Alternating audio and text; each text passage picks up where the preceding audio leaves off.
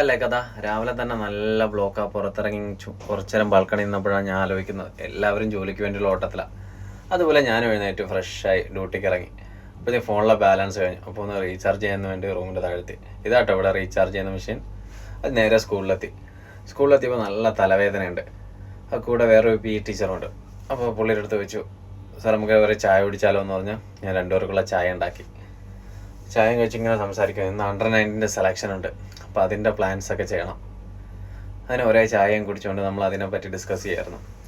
അതും കഴിഞ്ഞ് നേരെ ഗ്രൗണ്ടിലോട്ട് പോകാനുള്ള തയ്യാറെടുപ്പാണ്. ഗ്രൗണ്ടിലെത്തി.